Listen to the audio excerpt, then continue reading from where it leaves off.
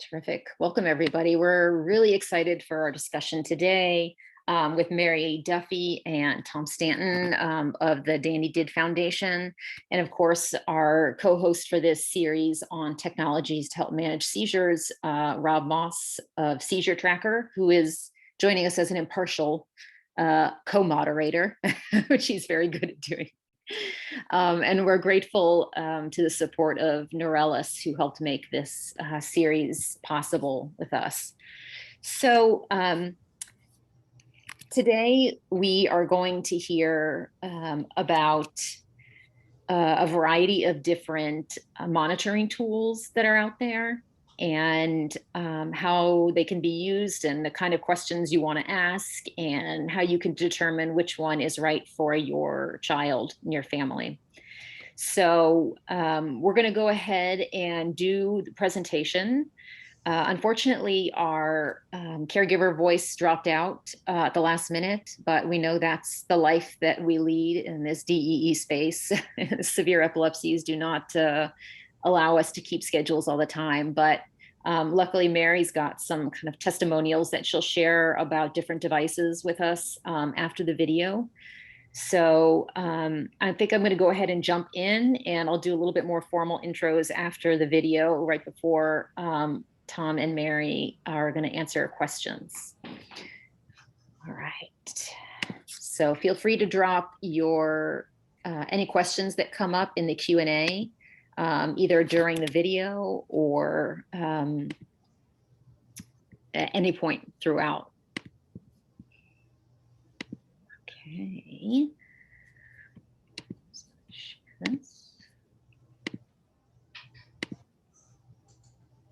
All right. Executive Director of the Danny Did Foundation. We appreciate the chance to share our story. The team at Danny Did believes that caregivers are the key drivers in changing and improving the standard of care for patients in the future. My colleague Mary Duffy and I will be presenting, and I'm going to start by sharing the story of my nephew, Danny Stanton, who you can see pictured here, and who is the inspiration behind the Danny Did Foundation.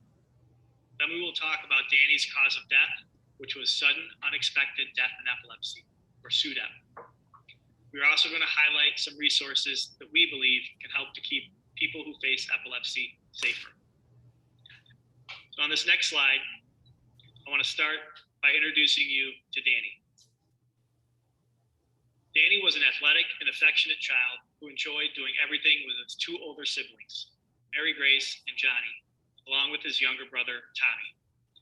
Danny had his first seizure at age 2. His parents witnessed just 4 more seizures over the next 2 years. He was relatively well controlled by medication. Just a few months before his 5th birthday, Danny visited his neurologist on a Tuesday, where he received a slight modification to his medication due to his weight gain, and they were told they were on a good path.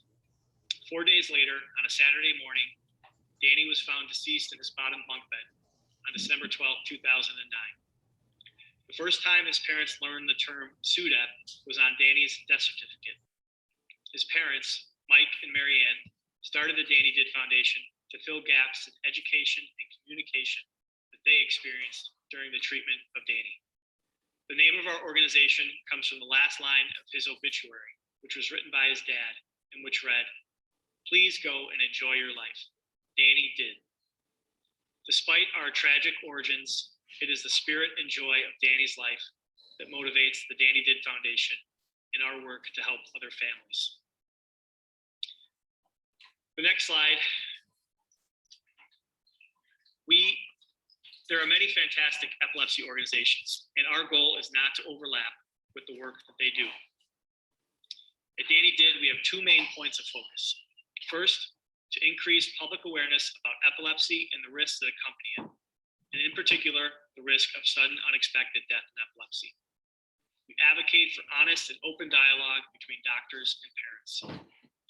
As all of you know well, caregivers can and do digest difficult information about risks all the time. At the end of the day, it is our job as caretakers for our kids to consume information and then to shape the best possible treatment plan. Our second area of focus that Danny did is to increase awareness of and access to devices and technologies that alert to seizures. This next slide, we talk about the risks for people with epilepsy. And as everyone knows, there are several risks that accompany a diagnosis of epilepsy. Risks related to falls and injuries, swimming, bathing, driving, and head trauma are all important to be aware of. The sad reality is that there's also a risk of mortality with epilepsy. SUDEP is one of those mortality risks. According to the National Institutes of Health, SUDEP is the most common epilepsy-related cause of death. The exact causes behind a case of SUDEP are still being studied, so it is important to follow good seizure management practices, such as avoiding triggers and looking into all available therapies. A discussion with your doctor to determine where you or your loved one fall on the risk continuum is extremely important. The Danny Did Foundation stresses the importance of caregiver intervention during a seizure to help reduce risks. When a caregiver is alerted to a loved one who is experiencing a seizure, they can come to their aid and provide support, which may include a rescue medication. The use of seizure detection monitors is one tool that can help to keep your loved ones safer. Before Danny died, his parents had never heard the term SUDEP. It was never a risk that had been raised with them by Danny's neurologist. That lack of disclosure, unfortunately, is not uncommon, but it is something that Danny Did is trying to change. Right now, there is no known 100% prevention tactic for SUDEP. No medication, no surgery, no diet, no device. But we do believe there are steps we can promote to patients and families to minimize the risk. One of those steps is to consider the use of resources such as monitoring devices that detect certain seizures and can alert caretakers and enable early intervention. Now I'll turn it over to my colleague Mary to talk more about these types of devices. Okay, for the next slide, this slide is to acknowledge that there are several ways a non-invasive device system can attempt to detect seizure activity. Many of the systems in place today focus on movement, but there are several technologies in the pipeline that attempt to expand beyond just movement. Researchers are also looking at these indicators listed here to develop reliable devices. And for our next slide, we see devices and technology as a complement to medication, surgery, and diet as part of a patient's treatment plan. In other words, we view devices as another tool in the caretaker's toolkit. A device doesn't replace a parent's instincts or their vigilance, but a monitoring and alerting system can serve as one piece to the puzzle, lending backup that you will be notified if the seizure takes place. Monitoring for seizure activity within a hospital is important. Those monitors are very valuable to the nurses, to the doctors, and as well to the patient. But when a patient leaves the hospital, we believe that monitoring is just as important in the home setting. This list on the slide highlights that we believe alerting devices are so important for caregivers. We feel strongly about the simple concept of early intervention. If you are present, you can take action. You have a chance. Two of these points to highlight, which we hear about all the time from caregivers, are reduced anxiety and increased independence for patients and increased peace of mind for the caregiver. We could never overstate the impact of these factors for families who face seizures. And moving to the next slide, it is important to emphasize that monitoring devices have value not just for patients and caregivers, but for providers as well. The management and treatment of epilepsy are mainly guided by tracking of how often seizures take place. For very valid reasons, patient self-reporting and recall is known to be incomplete.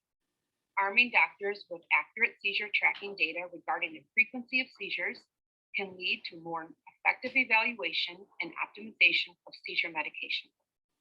That point alone from this list of benefits should serve as a key motivator for providers to understand the value of monitoring devices.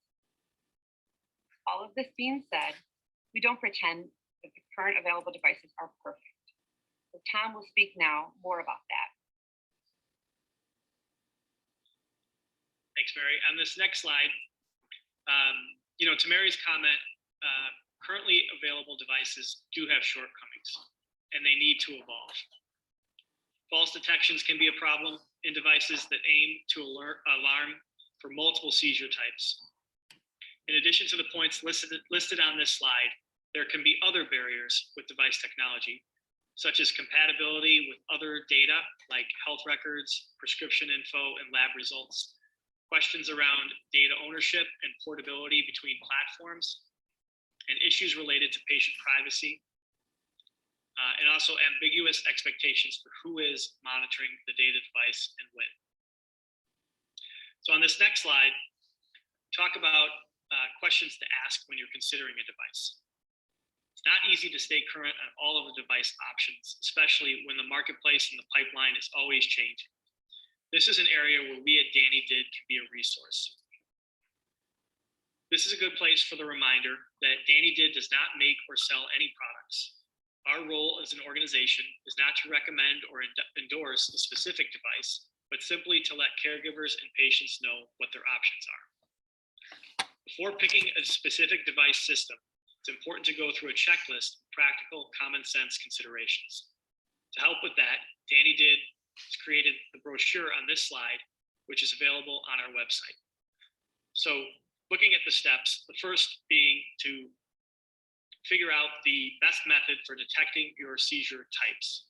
So when considering an alert system, an obvious first step is to look at whether the device can detect the seizure types that you want to monitor. Different seizure types can be detected by different methods. We encourage patients and caregivers to talk with their doctors about if and how their seizure type can be detected. Number two is determining your goals for the device. So defining your motive for monitoring seizures helps to ensure the selected device meets that goal. So a couple of examples. One goal could be to notify someone when a seizure occurs. So if that is the goal, a major consideration is how the device sends alerts. So for example, is it through an audible alarm, a text message, an email, or a phone call to emergency contacts? Another goal might be to track how often seizures take place. So in that case, some considerations for that goal would include, is your child willing to be monitored? How does the device store data, and is that data secure? And how easily is the data shared with medical professionals? So looking at the third consideration, no device will be effective if it is not used correctly. So consider, will it be physically comfortable to wear? Is your child emotionally comfortable to use it? Are there weight restrictions, age restrictions? Where can the device be used? Inside the home, outside the home? Is it water resistant? Is it battery powered? All these kind of common sense considerations that are very important. The fourth factor we encourage is to understand what is required to use the device. So for example, are other technologies like internet access, cameras, or smart devices needed to support the monitoring system? Does the company that makes the system provide tutorials?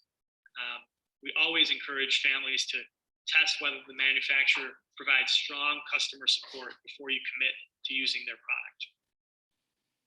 And lastly, and perhaps the most commonly asked consideration, is the cost of the device. So some monitoring devices can have multiple costs, and questions to consider would include what is the base cost to purchase the system? Is there a monthly or annual fee in addition to that? Are there setup or maintenance costs or any other technology to support the system?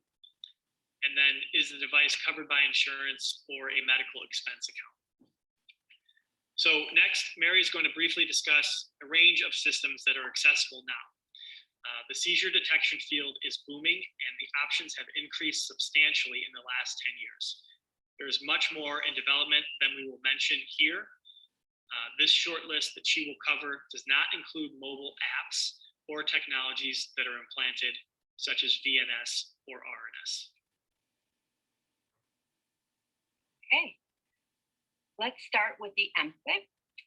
The Emfit is made by a company called Epi USA in Texas, and Emfit makes two products that may be of interest to people with epilepsy. The first is called the Movement Monitor, and it's a contactless detection device that monitors for movement activity during sleep. It's a thin product that sits between the mattress and the box spring, monitoring for the onset of repetitive movement. Emfit also makes a second product called the Emfit QS. It is also placed below the mattress and tracks multiple variables during sleep, including heart rate variability. The QS does not have the capacity to alarm, but you can review the data each morning. In the next slide, we'll just go over the SmartWatch Inspire app by Smart Monitor in California. It is designed to be used on a Samsung or Apple Watch to detect repetitive or shaky movements. When the Inspire detects seizure-like motion, it sends a signal to the app running on the user's paired smartphone to then send a text to the phone, or a text or a phone call alert to whomever the SmartWatch Inspire user designates as their emergency contact, such as multiple family members or other care providers. The next product is called the Embrace 2, which is a wristband system. It's made by Epilepsy, and it is designed to detect and alert for tonic-clonic or convulsive seizures after 20 seconds, and to monitor physical activity and rest. Embrace 2 transmits data to a paired smartphone via Bluetooth connection and has the ability to alert others via text message and phone call when certain seizures types occur. This system is FDA approved to indicate for movement for patients 6 and older, and it does require a prescription if you live in the United States. The next slide is the Sami. The system focuses on nocturnal activity, which and the Sami stands for Sleep Activity Monitor. During sleep, audio, video information from a remote infrared video camera is placed near the bed and is sent, the information is sent to an app running on an iOS device, such as an iPhone or an iPad Touch. The Sami app records and analyzes the video for unusual activity. When that unusual activity is detected, an alarm is sounded on the Apple device, which is usually placed in the parent's bedroom, followed by live sound and video from the Sami network camera. If the alarm is triggered, the system records the event as well, and the recording can then be shared with your doctor. Another device is called Mecu, a product that was not specifically designed for epilepsy in mind. However, the system that uses radar technology can track many indicators, such as motion and sound in real time. You can set alerts for some of the features, and a key component is that it does send an alert if breathing ceases for 20 seconds. Mecu is marketed as a baby monitor, but it does not have age or size restrictions, so adults can use it. Added features specific to seizures are currently being studied at the Boston Children's Hospital. And the last one I'll discuss is the pulse oximeters. While these devices are not explicitly designed or manufactured to detect seizures, with their ability to measure heart rate and blood oxygen levels, pulse oximeters do have applicable monitoring and alarming sounding functions that can be useful to someone who experiences seizures. You will need to work with your doctor to obtain a pulse ox. And now I'll turn it back over to Tom for a preview on next generation of epilepsy technology. So it's definitely fair to say that non-invasive and wearable devices for epilepsy are still in the early stages, but in general, they are becoming more sophisticated and more reliable. Detection for generalized tonic-clonic seizures to alert caregivers and enable timely intervention is currently pretty strong. Detection for other types of seizures is the next chapter, and as many of you may know, there is a big need for it. You also know that seizure unpredictability is one of the greatest challenges of epilepsy. This slide shares what we see as the future for this field. including the Holy Grail, a non-invasive system that forecasts a seizure and delivers an intervention to suppress it. On the next slide, I want to talk a little bit about our grant program at Danny Did and how that works. We want to make sure that families who are made aware about seizure detection devices also have access to get them into place in their homes.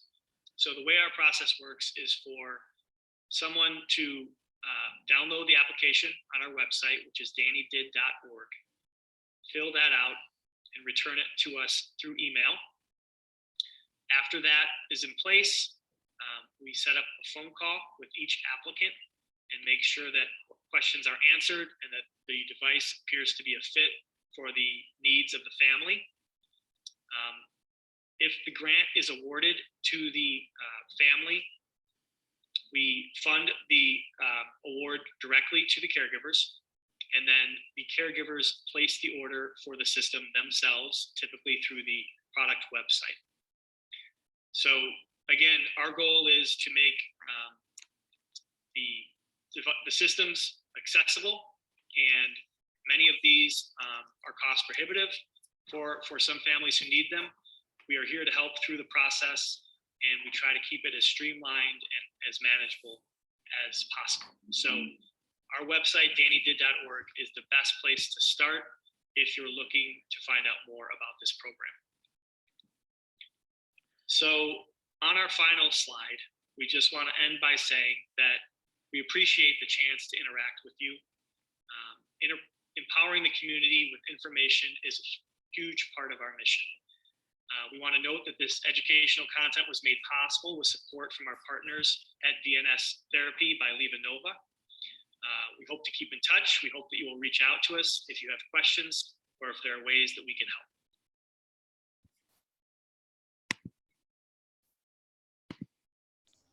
Great. Thank you guys so much for that information. It's clear that there are still a lot of gaps, right? I mean, SUDEP is still happening, and unfortunately we're not there yet, but there is some hope on the horizon, which is really exciting. And I want to remind our listeners, if you are joining us live, to feel free to put any questions you have in the Q&A or chat. I'll start with one though. So can you guys talk a little bit more about, I mean, well, first of all, I love how you phrased that, you know, meds, surgery, diet, these are all interventions that we can use, and medical devices should be kind of that fourth category, right? It's not a, it's a necessity. It's not a, you know, a luxury, right? Nobody should have to have their child sleep next to them, you know, every night to be able to protect them. And so can you talk a little bit more about the intervention piece? I know that Danny Did is a huge advocate for being able to do intervention, right? So getting these alerts, getting these alarms. What is, you know, do you have any indication from research that's going on about what happens, how likely it is to help if there is intervention during a very severe seizure? Sure, I can start, Mary, and feel free to jump in. So Gabby, you know, we kind of work from the premise that there are not a lot of witness cases of SUDEP. Mm-hmm. So, you know, there have been studies where cases of SUDEP have taken place in epilepsy centers on video, you know, while people are monitored, but those are kind of the exception. Pretty rare that happens. More often times, at, you know, like with the case of my nephew Danny, person is found in bed in the morning and they're believed to have had a seizure previous to that. So, you know, it's a bit of a deduction to say that if someone is there and present, then there will be a better outcome. But, you know, all the parents and caregivers listening know that there are certain things you can do if you're there, you know, whether it's rescue medications or some type of stimulation. if you call 911, or if there's a issue with suffocation or vomit or injury, if the person maybe has just wandered off and they're no longer present. All these scenarios that require us to be there to know about are really what we want to advocate for. And, I say that in the context that none of this is surefire. It could be that, a severe seizure takes place and you can't stop it. That is just reality. But our thought is, let's give people a chance. Let's give the best possible, scenario for the person seizing is kind of how we look at it. Mm-hmm. I agree with what Tom was saying, especially the part about giving a chance. When the foundation was started and we met with Mike and Marianne and discussed that these devices can aid in getting someone into the bedroom if it's nighttime or if someone's alone. We just don't think anybody should be alone during a seizure. Mm-hmm. And that's what Marianne said back. Just give these parents a chance that I didn't have to come to their aid. And we don't know what the outcome would have been that night or in your own homes, but it's a chance. And we also all we can do is go by feedback from parents who have called and say, I know things would have been different last night had I not been woken up. I know the outcome. I truly feel that he could have or she could have passed last night if we weren't alerted or in any way, just that they were present to try to stop that. Mm-hmm. And until we can figure out the cause of SUDEP, we can't really answer the question. We just know that people are given that opportunity now, and it is making, in certain situations, it is making a difference. Mm-hmm. Yeah, Rob, do you want to jump in with something? Oh yeah, I've got a whole list of questions for you, but I'll limit it. So Danny Did is an amazing organization. We've been in the community for years and been following you all as the organization was founded and continue to provide services. I do have one question though, regarding the technology focus at Danny Did versus the idea of the analog versus digital.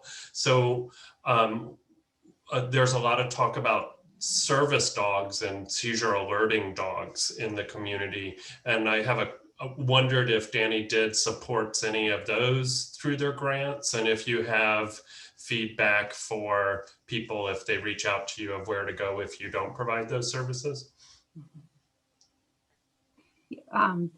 So we do limit most of our grants to detection and technology. We wish we could do it all. And we do receive those requests. We do believe in seizure dogs, and because again, all we can go by is people's feedback, and they speak wonderful feedback on seizure detection dogs, waking someone up in the middle of the night or predicting, alerting beforehand. So whenever a request comes to us that's outside of our programs, we just make sure that we have somebody on deck, a foundation on deck that we can refer to for instance, seizure detection dogs. There's a woman in Colorado running the Chelsea Hutchison Foundation who we would tell them, give her a call and see what you can do and how she can help you. And this morning, for instance, someone called about keto, and so we were able to suggest Charlie's Foundation. So we just keep our list of how this wonderful epilepsy community can complement each other and share resources. Great. So I'll jump in. We can go back and forth, Rob. I have a lot of questions. So maybe we can also talk a little bit about, this kind of follows up on the last webinar we did. So Rob, this pulls you in as well. The importance of accurate tracking and being able to speak to seizure frequency, duration, all of those things really is critical, right? For us to be able to best control seizures and risk of SUDEP, right? So how do you do counseling with families on seizure tracking as well? Or do you see that as also that's a reference point? And, I know that there's people like Rob doing this work too. And I think one of the other things is like, can they talk to each other, right? These things.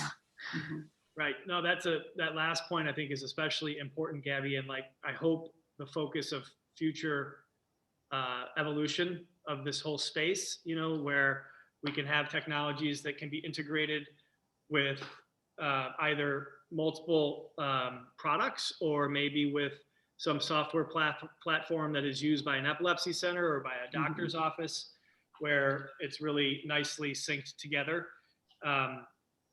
Seizure Tracker is one of the resources that we link to from our website, because that is absolutely true. The capturing of volume and duration, and that is all part of the puzzle, I think, to getting to the best possible place, whether that means tweaking the medications or changing the medications. That is a big selling point for us when we talk to providers about how these devices can be productive for them. We hope and think that it should be, the main pitch is this is going to help your patients be safer, for the caregivers to get better rest and have some relief as far as their anxiety goes. But there's also the part of accuracy of volume and frequency. And, we're seeing a lot of these systems used more often in drug trials, for example, for that very reason, because the pharma company wants to prove the efficacy of how often seizures are taking place, and oftentimes they'll use these device systems. Yeah, I'm sure we miss so many. I mean, like my son Elliot's seizures are very subtle, but if he's clustering and a nurse is in there and they don't notice, then those are things we want to know about. Rob, I know you're tracking this. Do you have any thoughts you want to share? Well, just to chime into that point a little bit, I think it's important, and as we have these discussions with device manufacturers and understanding the accuracy in different ways that these devices collect the data, that it's really important never to take the patient out of the loop in this process. We need to understand what seizures are actionable seizures, and what might be subclinical or non-actionable seizures, and what are countable and what aren't countable. And it's interesting, we've tried a bunch of different devices with our son throughout the past 10 or 12 years. And really the things that we bring to our doctor to communicate about are the seizures that have the most impact on quality of life. So it would be nice to have a device for us that was collecting all the events accurately, and then let us chime in when we see events that are most impactful or are more clinically valuable to know about than others. All seizures are important, and they're all going to have an impact on cognition and mood and things that we don't measure as much. But definitely keeping the patient in the loop in this is very important. So we argue that when we're talking to this idea of devices taking the place of diaries, they really shouldn't. It should be a combination of the two systems together. Right. No, that makes a lot of sense. All right. You want to check another one off your list, Rob? Oh, of course. So we fortunately have this community that's been built around Seizure Tracker that we often ask these questions of importance to them. And we put out a survey a few years ago about devices and what people look for, and cost came up as one of the biggest issues. And again, that's why we fully respect what Danny is doing to help families get through that hurdle of accessing these devices. I wonder, through your experience with placing these devices, administering the granting program and getting feedback from families, if you've noticed that some of these devices have a more patient-friendly business model than others. Are you seeing, we noticed through our polling and surveys that the subscription model is really not of interest or viable for a lot of the patient community. Do you guys see any sort of business model that's more viable and sustainable within the device manufacturing space? Well, there's a variety, as you probably know, depending on the device. When it is a device that's connected through a watch or a Bluetooth speaking to your from your watch to your device, those seem to be the subscription-based devices. So what we do at Danny Did for that reason is that we award the hardware that's attached, but we also supply a 1-year subscription for them. And then we ask that they come back in a year. And if they're still in financial need, we can help them out again, or maybe things have changed, or they're looking for something different at that time. It wasn't the best fit. Or the device has improved and therefore they want to take advantage of those updates and continue on with another subscription. There's nothing worse than knowing something's out there that can help you and your family and not being able to afford it. So we just do the best we can for that reason. The products that, for instance, the Emfit and Sami and Mecu are one-time fees with the onset when you make the actual purchase. So we're able to help with the grant at that time, but we don't want anybody to think that just because there's a subscription that we can't help them. We will help both scenarios. Rob, one comment I would add to that is, I really think, what we do now is like a stopgap solution. We ultimately need these systems to be, regulated, covered by insurance, reimbursable. We want the scenario to be where, a family sees a new diagnosis or they have more information about the specific syndrome they're facing, and they're provided with an array of options, and all of them are covered by insurance, and there's other disease states that have that as kind of a model that exists. So it's definitely an issue for most of the families that we interact with, the costs, given all the other stresses financially that our families are under. And, we're here to help now, and we'll continue to do that, but ultimately we need a bigger and broader solution. Yeah, and I think, I can think of so many people who are saying, how do you get a pulse ox? How do you convince a doctor that you need a pulse ox? How do you, what language do you use? All of these little tricks that families have to do and go through rejection after rejection before maybe they find you, or maybe they don't know about you, but hopefully they find you. Do you have, a lot of people have health insurance that should cover these and do sometimes. Do you have some guidance for people who are in that process now, looking to get a device, and how to get their doctors to write the prescription and or insurance to cover it? Well, the device companies actually help us with that, meaning they usually have somebody assigned that is an advocate in that area, and that do supply codes, CPT codes, to help that get approved, or wording for the doctor to write on the order. So they are willing to help as much as they can.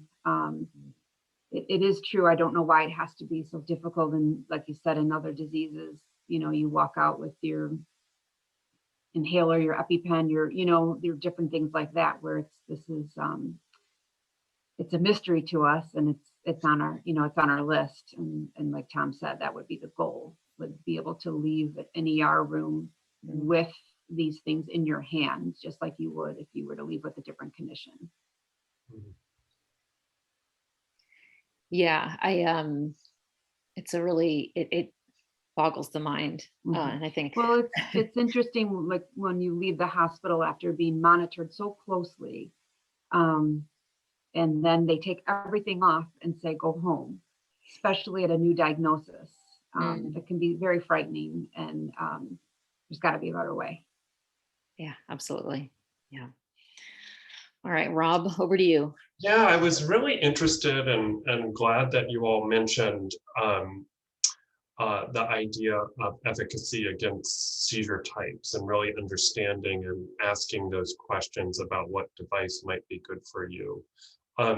It's interesting to us because we see a lot of these devices come in and the marketing is somewhat ambiguous sometimes for that. Do you guys, after placement with the grants, actually do follow-up, or how does that dialogue look between Danny Did and a family that comes to you asking for help? Do you discuss with them about seizure types and devices that you know may not fit them as a family? Sorry. We do, again, mainly because of disappointment. You know, I'm just honest with parents and saying, I do not want you to get this super excited about this. And sometimes the child or the spouse or whoever she's purchased, they're excited that it's coming, and then it's not a match. It's not picking up the type of seizures that they have, and it's just another disappointment that they have enough in their life. They don't need that as well.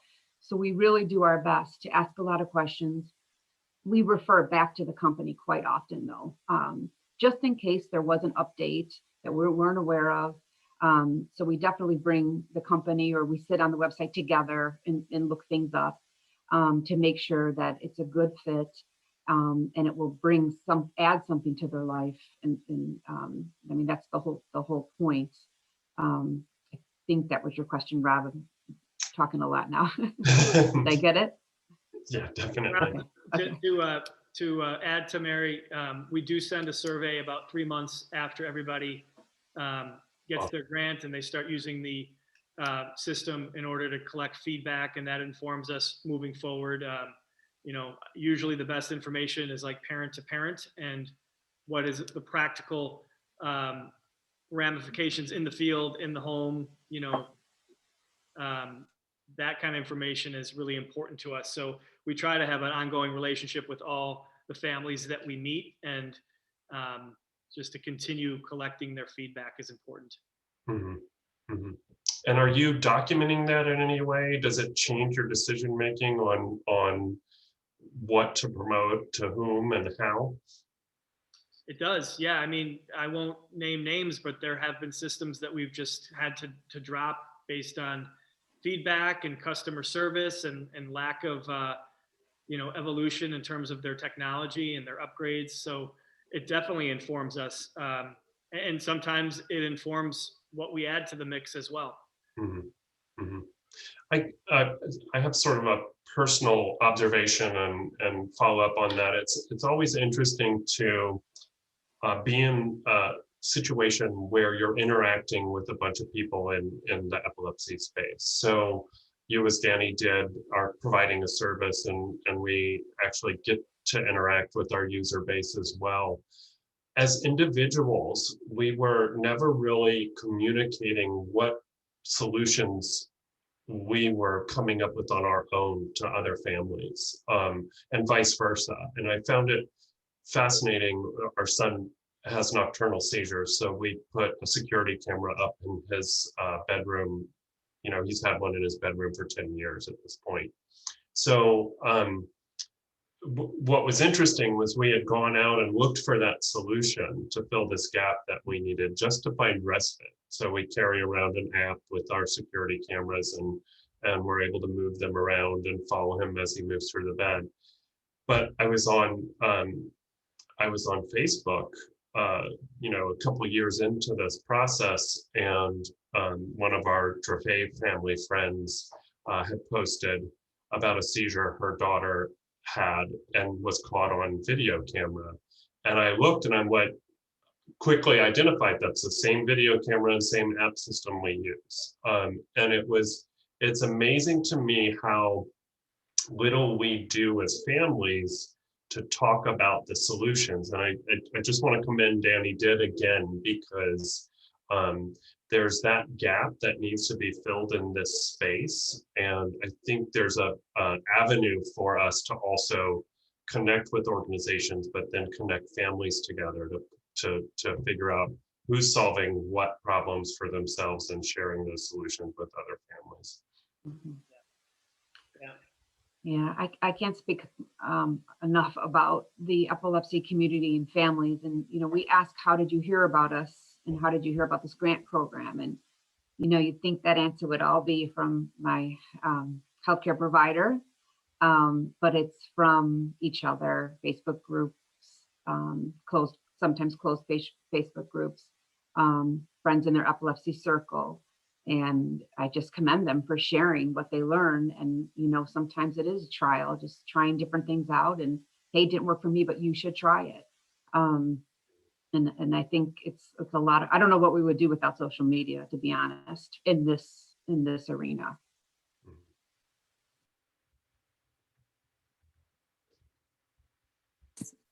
Yeah, I mean, I think that's one of the blessings of social media. There are plenty of other things that are not so not blessings about it, but yeah.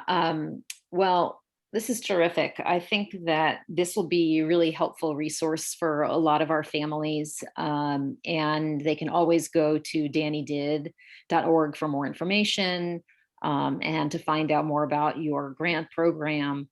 And I think that this is an exciting time. I just actually attended the AEDD, I can't remember what it stands for, but basically about emerging technology and drugs for epilepsy. And there's so many exciting things happening. You know, one of their Shark Tank last year for innovations is a bed that, you know, detects and moves people.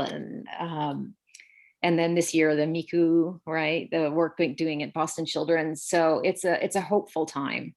And I think the fact that you all are doing this work in this interim, hopefully it's just a stopgap, right? I mean, we have a lot of healthcare systems to fix in this country, but it's really terrific. And we're really grateful for the work that you do.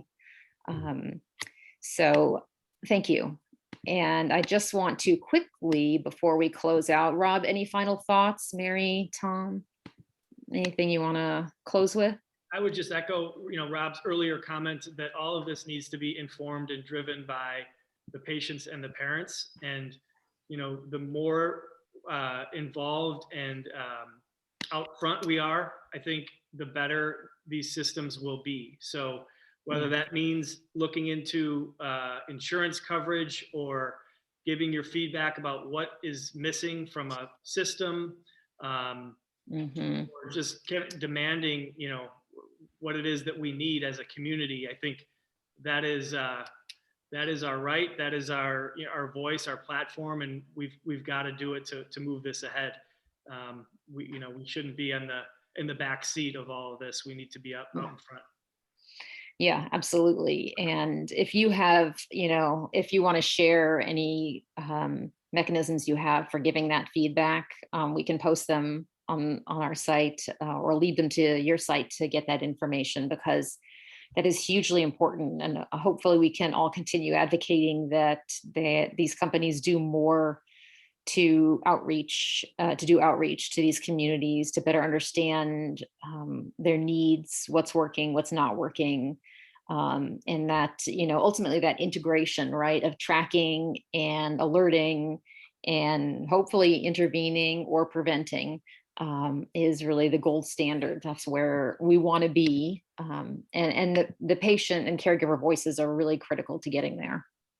Yeah, and we're seeing that more and more. We connect a lot of up and coming or investigators that are working on things. They interview us for what we hear, but then we're able to connect them with families to get right from that family's home. What do they need? What are they looking for? And they always say, "Oh, this is way better than, you know, the researchers and the investigators and the developers love it." And that didn't happen before, so we're so happy to see that. Well, that's terrific. I'm glad to hear that you guys are, I had no doubt, but I wasn't sure about the exact nature of it, but that's terrific. Okay, so we want to thank Mary and Tom from Danny Did Foundation. You guys do incredible work. And we also want to share a little bit about upcoming webinars. So how effective is your epilepsy care? This is really looking at it's a conversation with 3 leaders in the epilepsy space from Cure Epilepsy Foundation and Dan Lowenstein at UCSF, talking about what is happening in epilepsy care? How effective is it? Is it working for our kids? And how can we help improve that care? And then this other one listed here, caring for a loved one with the DEE and Dravet syndrome, harnessing the power of knowledge to enhance diagnosis, reduce seizures, and improve overall quality of life. So this is a Platform Q series that is going on. They have a provider track and then a family track. And this year is kind of doing more of a DEE focus as opposed to just a Dravet or a disease specific. And this will be a really interesting opportunity to hear a bit more about how we can live with the chaos of our lives, but also try to communicate with the people around us about what life is like and why we can't go out to dinners as easily anymore, or why our lives are really restricted. So I think that'll be really interesting.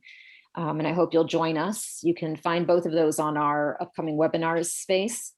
Again, thanks to Rob for co-hosting and helping organize this series. And again, we're thankful to Neurelis for their support for this series on technologies to help manage seizures. All right. Well, thanks everybody. Take care. Thank you. Thank you, guys. Thanks.